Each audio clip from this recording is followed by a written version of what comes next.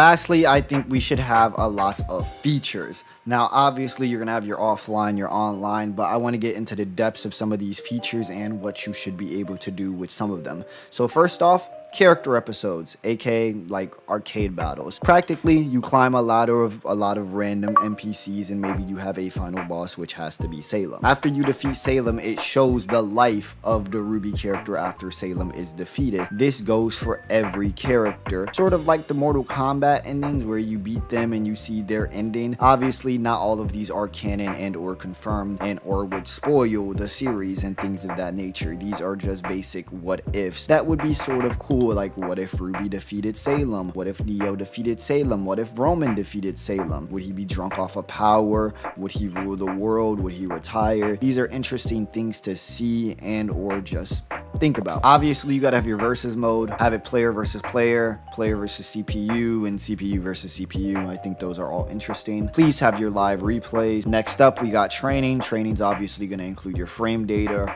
recordings, delays, la-di-da-di-da, all those stuff. Mission mode. This is just gonna be combo challenges. Every character has a combo challenge, and this should practically teach you the bread and butter of some of these characters until they become outdated. Online mission mode. Now, similar to Guilty Gear, where you can see other people's combos and then test those combos out and get better, I think that would be amazing for RWBY because it locks in the community more and it just encourages you to look at the community, to see what the community is doing, to see how you can do these things, and it would just be really cool. It'd be really enjoyable. And I think an online mission mode where you get to see other people's combos and what they do and how they operate in their bread and butters would be pretty good for a lot of other people to learn. Now, this one is going to be kind of weird, but I think if we had something similar to the Crypt, probably called Remnants. Now, if you don't know what the Crypt is, I'm referring to Mortal Kombat, where you're practically in a graveyard. You walk around and you use in-game currency, not real-life currency. You do not have to pay for this currency. You earn it through fighting and or rewards and la-di-da-di-da. You go to the Crypt, you dig up a grave, a treasure, anything of that nature, and when you dig these things up, you get rewards such as cosmetics,